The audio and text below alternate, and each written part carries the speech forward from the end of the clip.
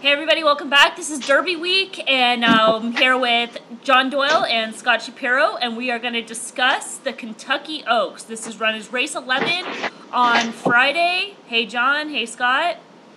Hey Emily. Hey, doing, Em?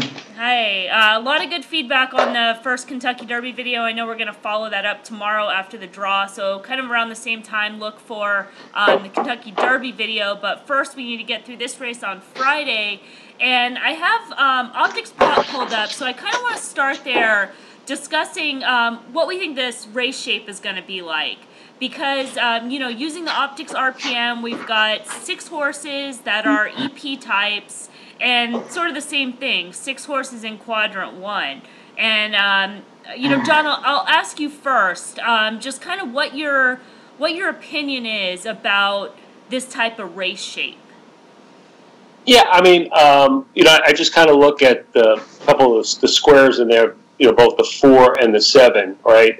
Farrell and the favorite Paradise Woods, and neither one of those need the lead horses, so they can stalk. So I think they have an advantage over the 2 and the 10 and some others in there.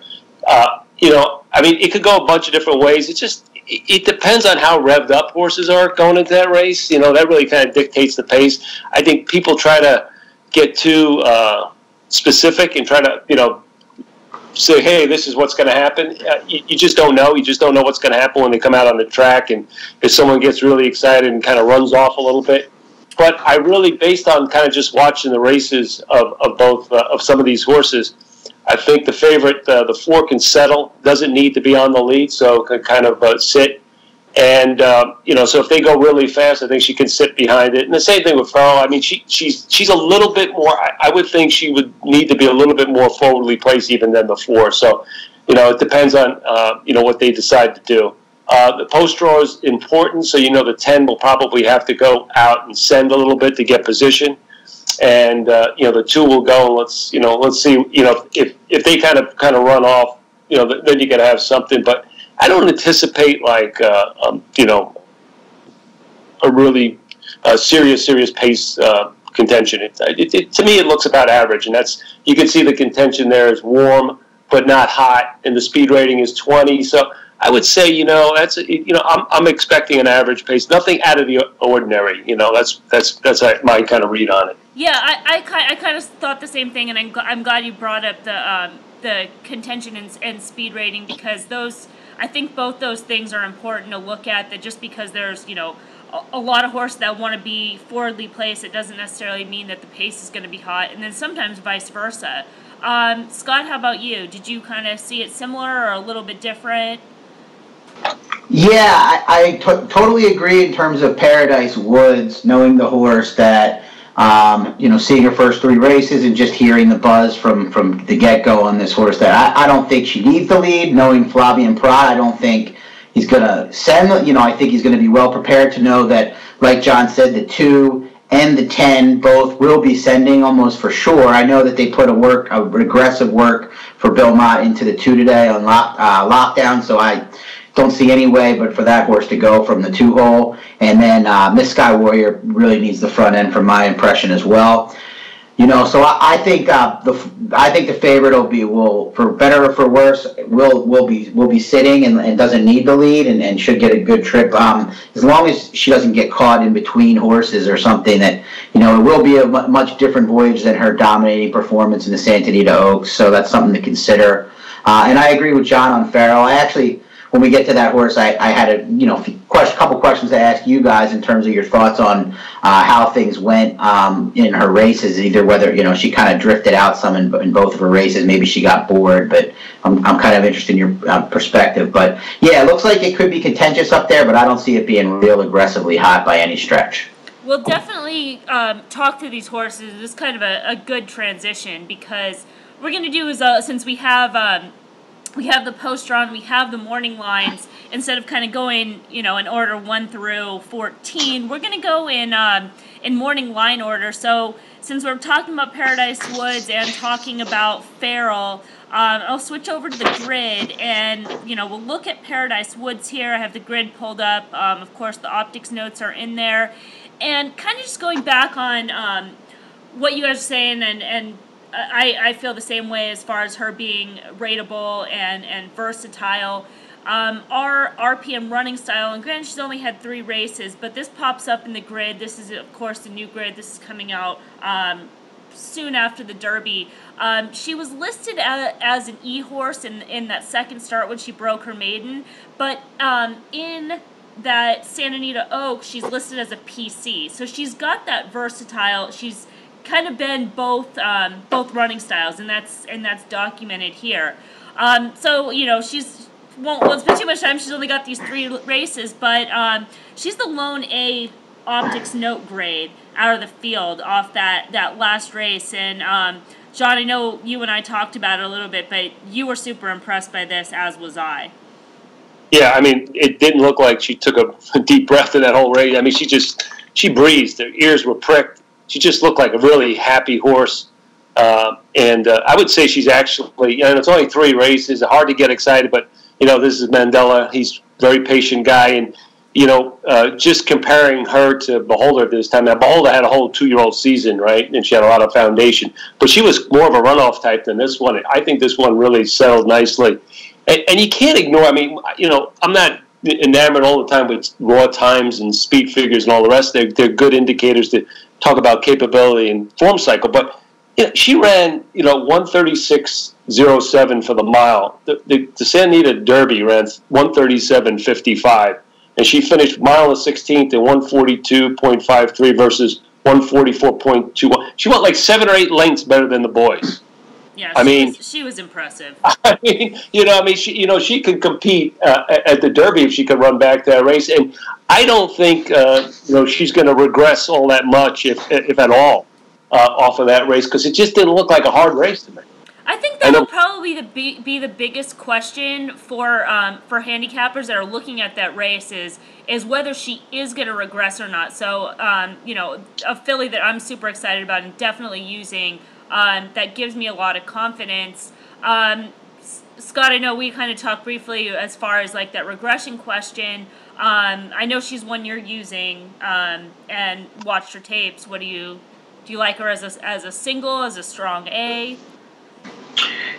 I'm going to pick her on top, but, I haven't heard anybody that hasn't picked her. So my impression of where this, and people are talking about loading up. At a price that I'm expecting, I don't know if I can single the horse. I haven't decided. I don't even know how much I really am excited about wagering on the race. I'm excited to watch this filly again. I have a couple concerns. Obviously, the regression and the shipping are probably the main ones. And then I don't think that the draw was ideal, only because if she drew outside, I think the plan would be simple. She would just easily stalk the pace setters, not get dirt kicked in her face, not be, boxed inside, any of that stuff. So I was hoping, as, a fan of the horse and a fan of the Mandela barn out here, that she would draw further outside. Now she's in between horses. So, like John said, what happens with the big crowd and the ship and being a 3-year-old filly, if she doesn't settle like we're hoping for, then it could be a little interesting. You could get caught up in a duel. And while I think she's the best horse and most talented, if she regresses and doesn't get an ideal trip, she doesn't have to win this race. There's a couple other talented fillies in here. So those are my concerns. It makes it a hard race for me to bet because I'm not against her at all. That would be a stretch. But there's, the lack of foundation and, moving forward so much in that last race. Granted, it was her first time around 2 turns, and it was about as impressive as you can have given the situation. I mean, she was awesome. But it's just not a horse that, if I'm thinking about, I think she's going to be definitely below 2-1, if not closer towards the even money side of things on that, between even money and 2-1. And that's just not the kind of horse that I generally wager on at that kind of price. Sure. That's a big discrepancy, even money and 2-1, so if she's like 8-5, Scott, I mean, that's what I see, about 8-5, 7-5, 3-2. And you think that 8-5 is too short? What would if you had to make a line on her? What would the line be that you would take? So that I would take 2-1 would be the absolute lowest that I would take. Okay. I think it's still a gamble given the ship, given the lack of foundation and given, I don't want to overrate the, kind of the inside-ish type draw, but it just brings about, it could work out perfectly if she can relax. She could just sit right off them, save the ground. I know Pratt's going to, do everything he can to relax the horse. He's as good as anybody, especially out here at doing that. So I expect it to go well, but I could see her getting tired late if things don't go well and getting run down, maybe. Well, I think if she's 3-2, she's valued. Interesting. I think a lot of people agree with you, John. I think a lot of smart people agree with you. So I don't necessarily disagree, but it's just not something I'm going to get involved in. It's probably a race that's great. That's what makes it a good game, right? You set your line, you set your fair value line, and then you execute. That's what you're supposed to do. So one thing I want to ask, and then we'll kind of move on, is I'm pulling up the race shapes here, and in the 04S, so this is the first half mile. She's had an average, a very slow and slow early half mile, and if we're kind of projecting like average to somewhat fast, do you think that is maybe something that she hasn't seen before? Yes. I think she's classy enough that she's able to overcome. But is that a question or concern? Well, it's always a concern because it's always anything that's new, right? But these are developing horses, so I wouldn't worry too much about it. In fact, what I like about her progression is that I like the most important thing in these younger horses, especially as they're stretching out, is how they're finishing. Yeah, and so I'm less concerned. I just kind of like the progression, and I like the fact that fast, very fast have been her late pace, and I think that's more important in developing horse. Now, if this was a horse that kind of needed a lead and has been had 8 or 10 races and was just getting soft paces, it's kind of similar to the Pletcher horse in the Derby. I'd be a little bit more concerned about that, but in her case, I think she's just developing, and I like how she's progressing. I think that also kind of lends to Tripp too. That if she's used to being kind of loaned through average or kind of soft early, then that kind of shows she's probably not necessarily going to have to be up front, right? Right. Just kind of based on her running style.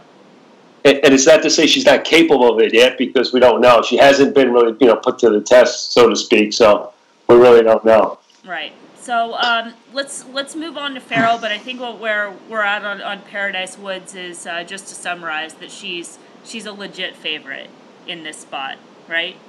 Yes. Okay. Absolutely. Okay, cool. Now, Farrell, we'll move on to her. This is the number 7. She is, I just want to confirm real quick, the second choice on the morning line. I'm going to click over to grid. No, she's not. No, she's not. Yeah, I don't. She should be the second choice. So let's. Miss Sky Warrior's 9-2. Yeah, I'm not sure why, but yeah. In fact, Wayne Catalano today. Wait a second. You have Miss Sky Warrior at what? 9-2. 9-2. Oh, okay. The grid has her at 20. 20. I see that. That's probably just me. I kind of plug these in. So okay. Well, let's go to Farrell next. We'll get that all sorted out. Sorry, guys. Let's go to Farrell next. She probably will be. I think we're all going to agree is going to be the second choice here. She's one I have concerns with, but it's a little bit different. And Scott, you were asking about her earlier, so I'll kind of lead off with you. What your impression is of her so far?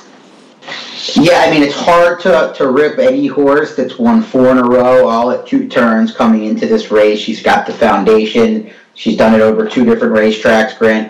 One of them being Churchill. She's 2 for 4 at Churchill, which can always be key.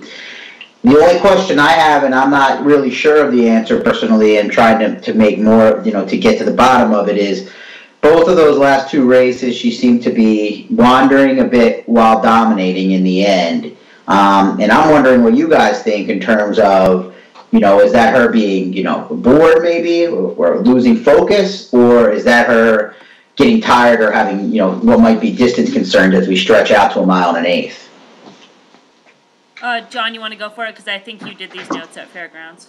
Yeah, you're right. She did lose focus. I don't know what that is. It concerns me, to be honest. It could be just like, to your point, she could have gotten bored, but that last race I thought was a little bit more taxing. She was wide the whole race. I don't think it was as good trip as it looked. She was just kind of stuck wide the entire trip. And my concern with her is that she's paired up like 98 on our figures. 98.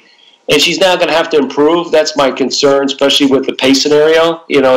She's not going to be tracking slower horses. The race before the other fairgrounds race, she kind of had an easy lead. She was easy, on the lead by herself. Little different pace dynamic. Going to have to improve. The stretch antics. All little concerns to take her at a short. But now 5-1 seems ridiculous. It seems like a really good price, but a good morning line if you want to bet her. But I got a little concerns with her coming into this race, especially with the fact of this California, the Mandela horse and so forth, and just kind of the dynamics are going to be a little bit different than she's been facing at fairgrounds. Yeah, and I just want to say that what you guys are alluding to in those kind of drifting out and losing focus late, it's not a one-off. That actually happened, according to Optics Notes, in her last 2 races. So this is, I think that is kind of signaling more of a pattern than maybe she got spooked or there was, a bag flying through the infield or something that kind of made her lose focus. It's something that she showed. One thing I kind of, I've been watching the works in the morning, and I saw her on the track today, and she was on the track for probably 20 minutes. She kind of came out at the beginning of the session, and then did a 2-minute lick. It looked like towards probably 20 minutes later, and I was coaching at the gym, so I was looking on my phone. And it just kind of hit me that she has this appearance of an athlete that's overtraining. And I just know that from, I don't know if it was I was at the gym and it just kind of all came together. But that's just kind of the impression that she gave me, is that she's extremely fit. But, anytime you have an athlete that's overtraining, you're just kind of risking some type of breakdown, whether it's mental or physical. And, I wish I could kind of put anything more on it other than, this is why we do qualitative data. But, that was the impression she gave to me, and kind of based on everything we have here, I'm not using her. I'm not. As strong as I have an opinion in the Derby, I'm not going to play doubles with her. Yeah, I don't blame you. I could see that case. And that's why I was thinking more, with Paradise Woods and an exacta play too. Trying to beat a couple of these horses that I think are going to take money for second was kind of my approach I was thinking about. So. Yeah. Well, let's go to the number 10. The number 10 being Miss Sky Warrior. Yeah, if you refresh that, Emily, you should get the updated names too. Oh, okay. All right. I'll pull that open. But yeah, we'll talk about. I just have the grid open right now. Miss Sky Warrior. So 9-2 on the morning line. And then John, I'll pass this over. Well, I'll take over at Gulfstream because in the Devona Dale, she did make a move, did get a perfect trip in order to get that win, and then you have her as a bias winning at Aqueduct with what kind of looks like, even though it's a flag figure, rather soft. She looks kind of slow on top of sort of having everything her own way. Sort of an underlay. And I don't know if that's a great race for her to come in because she was kind of geared down. That was a weak field, in my opinion, a very weak field. So, and it was a speed favoring track. I don't like her. Especially with the pace scenario. She's a pretty large circle in one. I'm going to be playing against, especially if those odds are any indication of where she's going to be. I doubt it. She's going to be higher than that, but I don't like her even at higher odds. She would have to be really overlooked for me to kind of consider her. I just don't think it sets up for her, and I think she's too slow on our numbers. So that's my opinion. Yep. Scott, what about you? I don't disagree with too much. I think that she's going to have to battle much more than she did in all of her races other than Devona Dale, which you said. I think it's a big step up in class, and probably most importantly to me, which John alluded to, is I think pretty much on every speed figure, whether it's performance ratings, the sheets, optics, figs, the buyer, it looks like a regression coming in this race, and that's, I don't know. I'm going to pass as well. I'm trying to see him like messing around with some things on grid. The one thing that you could really say that is going for, and probably will get talked about, maybe made too much of a deal about, is that she does have the 9 furlong experience with 2 wins. Only one other horse in the field, Lockdown, who ran behind her in the Gazelle, has run at 9. I don't really personally think that gives her an advantage. Do you guys? No, she didn't have to run in that race, really. Right. Look at the late pace and all her routes, Emily. They're all slow. And so, you got to be finishing to win these kinds of races. And that's why she's a circle in Quadrant 1, because of those slow, late pace. In every one of her races except the sprints, right? She's kind of slow late. Right. Okay. Yeah. So next, I'm guessing, is we'll go to the 13. Abel Tasman is next. Yeah. Abel Tasman. Another horse that's she's coming off a B effort behind Paradise Wood and the Santa Anita Oaks. She had the barn change and is receiving equipment change, I do believe. Correct? They're adding blinkers on. Yeah, blinkers on. Yep. And I think that's kind of interesting because we don't have anything that says she's kind of losing focus. So I imagine they're adding the blinkers, just trying to get her into the race a little bit earlier. That's sort of my take on it. John, do you agree with that? Disagree? And is that a positive or negative for her? Yeah, I don't know. I'll be honest with you. I don't have a feel for it.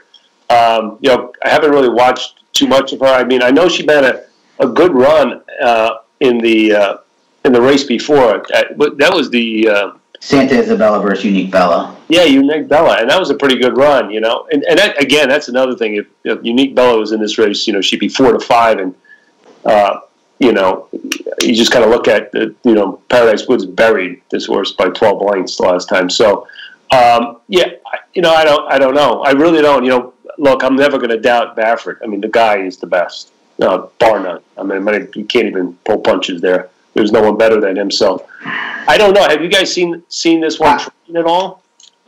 Train? I know about her work, but I've seen her gallop, and she looks fine. Like I can't knock her, but she's doesn't stand out. But that's also, I mean, she just kind of has that look anyway. She's kind of a plain brown filly, sort of light build. Yeah, she doesn't really catch my eye. I don't know, Scott, if you saw any video of her. No, I mean, that's not my forte. I think she's doing well from all I've understood out here. I don't know if she's trained. I guess she's gotten to Churchill. Couple things, though. I know Baffert does want to put more speed into her. He really did not have her for that long with all the drama that went on with her and Simon Callahan and China Horse Club before the Santa Anita Oaks. She's run some really good numbers, maybe not as good as the race, obviously, that Paradise Woods ran, but moves up from a decent barn in Southern California that's known more for turf racing for the most part to, the best trainer of 2- and 3-year-olds in the States, and one of the best, in the century and maybe ever. I know this horse was not fully cranked. The horse had a brutal trip last time, was off slow, which is not uncommon, but went wide on the backstretch, kind of had to make 2 moves. It was a real odd ride from Smith, for sure. Can she beat Paradise Woods? That is the question, but I'm expecting a huge effort. I'm certain Baffert's going to have this horse cranked since he, maybe it's anecdotal or a silly narrative, but he doesn't have a horse in the Derby for the first time in a while. He wants to get a winner or two like he always does in this weekend. I'm expecting a real big effort from her. I like her a lot. Maybe just to get second, unfortunately, but the only concern I have is that they're putting the blinkers on her. I would like to see them go right to the back with her from the 13 hole, but now that I know Baffert kind of wants to put more speed into her, I have concerns that Smith's going to get caught wide the whole race and it's going to kill her race. Yeah, so I think that the kind of analyzing the trip from that perspective, is important. As far as, you know, her being able to kind of move forward, third off a layoff. In the Santa Isabel, she had a 91 Optics figure, and she, back at Del Mar at 7 furlongs, had a 90. John, could you, if you project her going forward, what do you kind of see as far as a potential Optics fig in this spot? Yeah, if she really improves, I could see her running, 90, maybe 96, 97. Typically a horse that wins a race, a dirt route improves by 6 Optics fig points. Okay, the median. So in other words, any winner on medium improves 6 points. Now that's not to say every winner does, but it gives you a gauge. So when you start, that's why we use that Optics fig range. It's kind of like 6 and 8 points. If you notice, it's because I think in this race it's going to probably take anywhere like around a 98 or 100 probably, or in the case I guess 102 is the top one of our top fig. So even with all that improvement, right, she's got to make up 12 lengths on the winner, right? Yeah. She does have to make up 12 lengths, but she was cost 5 or 6 lengths. So yeah, I think it's a reach to think she's gonna beat this horse. But I expect a big effort and a career best. That's one thing that I will say. Unless And so if you project that, maybe she could run in 90, 96, 97, that kind of range. I just think it leaves her short, and that's what I'm finding on a lot of these. I just think even with an improvement, they're gonna be left a little bit short versus Ferris Woods. Yeah. Let's talk about one more, and then we'll look at speed figures and talk sort of about these outside horses. Salty, 6-1. She's the number 14, so lightest out there, and John, you and I talked about this a little bit, and the note here, I think, is really crucial. She was a paddock minus. I did that note this day. Scott, maybe you and I were sitting by each other during this race because it was at Horseplay World Series. But she just looked really stiff warming up. And I just noticed she kind of looked, I don't know if it was body sore, but it just wasn't giving a positive appearance. And she was just all class to win that race. But you could kind of see it in the end of the race where she flip leads and is drifting, and a very taxing race.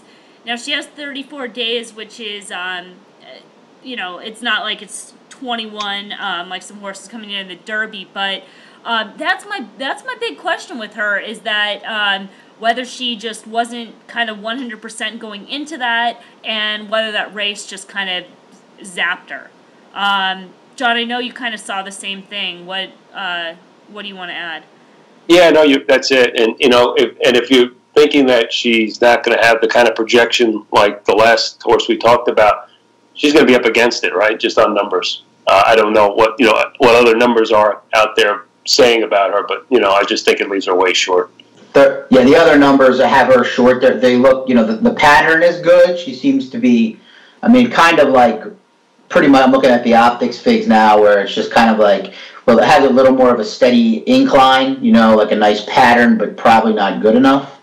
My one question to you, Emily, is since she did look stiff and you did give her a paddock minus, does that mean is there an angle where you could say, well, if I see her and she looks much better than she did before the Gulfstream Park Oaks, then I'm going to upgrade her and she's going to run much better? Or do you see it as a pattern where, well, she looked poorly that day, she's probably going to look poorly again? I would definitely watch her. That's for sure. But my concern is that kind of both those factors, with that being sort of a hard race, and if she was a little sore, because I watched her at 2 other races at Gulfstream and didn't pick up on that. And I watch Gulfstream races. I watch every bit of it. I don't just do replay work. Like, I'm watching live. So, the fact that note, it wasn't there previous, and that it really caught my eye. I believe I even tweeted it out at the time. It gives me kind of overall concern about just kind of her in general going in and getting extra ground.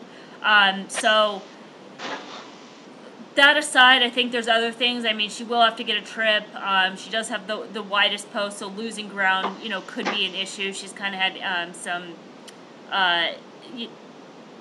inside posts 2 and 5. Yeah, I would definitely watch her though, and I know that's kind of a more advanced thing to look at to whether to see if a horse is stiff, but you know, just one of our notes, you sort of know it when you see it. Yeah, and quadrant 4 is not the best quadrant to win at 1 1/8 at Churchill. It's kind of one of the lower win percentages out there. So it actually is the lowest of all the quadrants. And interesting. Yeah. Even though she's a square, it's still the lowest. But I mean, she's a little bit on the cusp there in terms of quadrant 2. But the thing is it's just again, especially with some of those horses who can finish, those horses that could be closer up that we mentioned that could finish. That kind of leaves her. At least definitely from a win perspective. Maybe if she's looking a little bit better, you maybe consider a projection and consider in some of the underneath slots. But I think it's tough for me to back her in a win slot. That's for sure. Yeah, on surface distance, she does move up into quadrant 2. A smaller circle. For what it's worth, let me look over at QuadStat. I have QuadStat pulled up as far as surface distance. A circle in quadrant 2 is not super favorable either. 11.5% as far as ROI goes. Where are we? Quadrant 2 circle minus 60 cents. That's based on $1. So yeah, I think she'll probably get a lot of action. Kind of just based on running lines. If people are using kind of paper past performances, but I have questions, and there's others in here. Actually, you guys, let's look at one more horse, because this is one also coming from Southern California. Let me just find the number real quick. The number 6, Vexatious, that's listed at 20 to 1 on the morning line, and I've kind of been a fan of hers. And John, I think you went back and watched this fantasy race. Do you want to describe this trip? Yeah, I thought she was really kind of starting to make a move in the stretch, and the winner kind of came over and kind of herded her toward the rail, and she got a little intimidated by that, and so kind of took her a couple of strides, and then when she got kind of back on track, but it was too late, and was in the gallop out, she really galloped out well, And it's interesting because they wheeled her right back after the fairground race. She ran okay, just kind of ran a decent race, so it was interesting. They wheeled her back in 13 days, and now she's coming back again. So, which is not really typical, I don't think, of Drysdale. So maybe she needs racing, and she's maybe the kind of horse with her numbers and progressing that could be a really great underneath horse. Because she kind of could make her own trip. She could probably, stay a little bit closer than some of the deep closers, get a jump on them. And I'm not saying she's going to run down something, like a Paradise Woods, but maybe, she can clunk up for a piece as some of these others get tired. I think she's going to be able to handle 1 1/8 fairly well. I just like the gallop out in the last race. Yeah, I think there's a lot of things to like, and it's funny that you said, it's not typical of Drysdale, because coming back off the layoff, March 9th, she ran against the boys, a BTL effort, and then was a little fractious in the gate in the Fairgrounds Oaks, and of course on the Optics figures, it's just something you love to see, just improving with every start, and always kind of making up ground late, and of course the gallop out is extra. Scott, are you on her as well, or is there anything? Because she was in Southern California, so you've probably seen her a little bit. Yeah. John makes good points. I think that you're, and I'm looking at the Optic speed figs. That they definitely like good pattern and good last couple races. Not crazy about the horse. Just maybe some of it's Drysdale's lack of success in winning race. But we're not really talking about winning races. He obviously liked this horse. It was interesting when he brought the horse off the bench that he raced her against the boys, if you notice, against Battle of Midway and Reach the World, and that optional claiming event might as well have been a grade 3, or maybe you don't think those horses are good, but that race was as competitive as any of the preps for the Santa Anita Derby, we can put it that way. So it was a solid third. I think she could fit underneath. I'm not crazy about the horse, nor am I against the horse. I think it makes sense what both of you guys are saying, though. I'm gonna mess around with her a little bit. Let's see. She's also a small circle in quadrant 2 as far as the standard. Just so we're not kind of getting into too many of these longer price horses. Scott, I'll start with you. Is there anybody listed at 20 to 1 morning line? John, I know who your horse is, but Yeah. any of these ones 20 to 1 on the morning line that you want to mention, we'll kind of take a look at individually. I don't think so. I think for this race, I kind of am on board with the 2 California horses. Paradise Woods being the obvious one, and then obviously, I've met. You could tell I had an affinity for Abel Tasman in this race. It's not a race that I'm looking forward to wagering on in race. I'll, as always, on a big day, be involved in the horizontal pools and hopefully be alive to those 2 horses. But the long shots to me look too slow. Maybe I was kind of impressed with Ever So Clever's race last time, but I think that might have taken a lot out of her. I don't know if she moves forward, and I don't know if she has the ability to run these down at 1 1/8. So to be honest with you, I'm pretty formful in here, I think. Yeah, Ever So Clever was also a wide trip and hard as well. So hard race coming back on 21 days. John, I know there's a filly you're interested in, the number 12, Daddy's Little Darling. Is that correct? Yes. Yeah, that's right. And, so I'm really kind of Paradise Woods and Daddy's Little Darling and like Vexatious. Those are the 2 horses that I kind of like underneath and trying to figure out how to play that. But, yeah, I think that I love this filly's race in the Breeders' Cup. I mean, just go back and watch that. She showed a lot of grit. I mean, she was wide the whole race, and she just never caved in, just never gave up. And she's just a grinder, and I think the 1 8 is going to suit her perfectly. She just doesn't quit, and if you look over, I mean, she doesn't really need a very fast pace in front of her. She can close into average pace and all the rest. She's a real gamer, and I think I project her to run a lot faster. She ran an 89 last year at Keeneland. And, you just kind of look at growth potential. I know she hasn't, hit that number since on our thing, except for her last race. But, there's a couple of reasons why against the flow in a couple of races. I don't think this place is going to be a meltdown, and she's deep quadrant 4, but I like her underneath. I like her underneath a lot. And, I'm going to be fooling around with her in the exotics, that's for sure.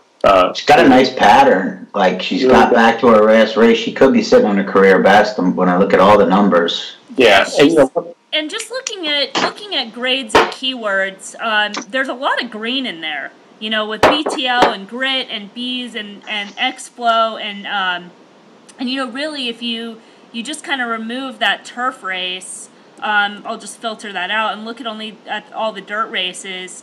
No worse than 4th, and of course that being in the Breeders' Cup and on debut, I believe that's at Churchill, where she closed and galloped and won next out. So she really hasn't run, a bad race. She's definitely a use as far as I'm concerned. Yeah, and again, I like her over Ever So Clever was the other closer that looked really good and ran a big race in the fantasy. But I think you said it, and rightfully so. I think that race took a lot out of her, Scott. So I'm with you guys on that. So yeah, I'm kind of liking this race. I know I rarely like a race where I like the favorite, but I think you can still make money in these races, the big fields, if you like the favorite, especially. And I think in the exacta pool and superfecta pool, I'm not so sure about the trifecta pool, but I kind of like playing the exacta, hard, and then kind of looking at the super too to mess around. So. There's one other horse that I think maybe, and maybe the plot kind of keyed me onto her from, I'm trying to think of its surface distance, that I think is more usable underneath than a win candidate. Maybe it was kind of the grid looking through the running lines, but is the number 9 Wicked Lick, and I'm just gonna pull up her grid and notes, and again another horse that's kind of like sort of moving forward, running those races at the fairgrounds. Grades are a little underwhelming, but going back to that January 21st race in the mud, the Silver Bullet Day slog saved against the flow and stretch, Another horse that's making up ground late should look like, according to the notes, one that's going to take the extra ground. So again, not a horse I'm going to use in first and second spot, but third and fourth is going to be a huge price that could definitely run underneath. Yeah, I could see that. Yeah. That barn's going well. Also, never a bad thing. I think Walsh had a good meeting at Keeneland, so never a bad thing. And she's got a lot of underneath finishes for you. Right. That's kind of where I see her. The one other thing I'm going to look at is just from an OptixEQ search, because we can kind of punch these in. And John, what did you think this race, like on the low side, if they ran a low number, what you think it would be? Yeah, a low number. I'm thinking they're going to run about probably a 90. I'm thinking 98. Maybe 96 to 98. That kind of 98. I'm thinking probably going to be. Oh, I'm sorry. I'm okay. So this is 90. I'd say 96, 95, 96. Yeah. I'll look from, I'll just filter kind of greater than or equal to 94 just to kind of get a little bit of wiggle room just to see what kind of horses come up out of that. And then as far as horses that have run 94 or greater, that really filters out quite a few horses in here. So we're left with the number one, Ever So Clever, who we spoke about, hard race in the last in a quadrant 4. Paradise Woods, of course, at a 102. Vexatious and 94, 96. Farrell paired those 98s, and then Wicked Lick with a 94. So that's kind of a good, kind of a good technique. Of course, you have young horses and they can improve, but at least if you're just kind of looking for horses that have already accomplished what's sort of necessary, that's one way to look at it using that filter, which I find kind of helpful. Yeah. My bad, Emily. What I would try to do 92, because what I would do is the range in this race is probably, it's probably 98 to 92 to 98. So the only two horses we'll pick up in that are Miss Sky Warrior and Salty. Okay, good. All right. Yeah. So yeah. So that's good. I like that. That's a good filter. I think so too. I think that's helpful. So especially as you're kind of helping with value, that just sort of is one way to look at it too. I'll just kind of circle back to the plot and see if there's anything else. I feel like we covered this race pretty well. Scott, closing thoughts? Anything? Yeah, I hate to be so lacking originality in it. The more I look at it, it looked top heavy. And then, if you have points against Farrell and Miss Sky Warrior, it just kind of narrows it down to two possible winners to me. I don't think Abel Tasman in most scenarios will win it, but I think that, looking at numbers from that horse pre-Baffert are going to mislead people. In the last race, I thought there was an excuse. So, while I appreciate performance figures and all the speed ratings, I just think that there's more room to move up with this horse than might meet the eye if you're not considering the best trainer of the century in this kind of race being a part of things now for more than a couple weeks. Right, and John, I'll pass it over to you, but I kind of feel the same way. I think it's definitely a playable race. There's one thing that you kind of taught me handicapping when it's a good race, that there's a lot of horses that you can toss, to kind of, and I feel like this race kind of does that. And then you have a legit favorite, and you have some key horses underneath at prices that are used. So I'm definitely interested in playing this race. Yeah, I mean the only X factor in this whole thing is the weather, right?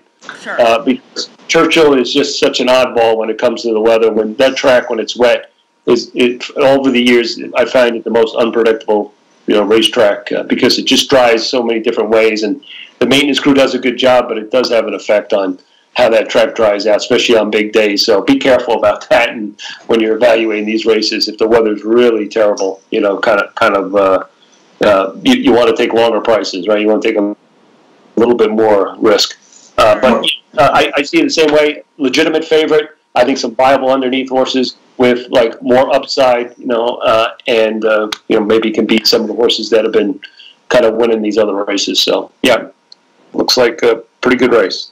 Excellent. Well, we'll close out this video. Again, you guys, OptixEQ, we're running our weekend special. Just as a reminder, that's Friday, Saturday, Sunday. Everything, all included, every track that's running, all notes, plot, grid, quad stat, scan, everything is included in that $50. It's an excellent value. Plus, we're going to email out some sort of picks and analysis. So I really appreciate the support if you can. Well worth the $50 for the weekend. And again, yeah, tomorrow look for the Derby video. Look back on my channel as well as OptixEQ. John did a video, historical data for plots, which is just absolutely amazing and worth a watch. Thanks again. I appreciate the comments, support, and look for that next video. Thank you.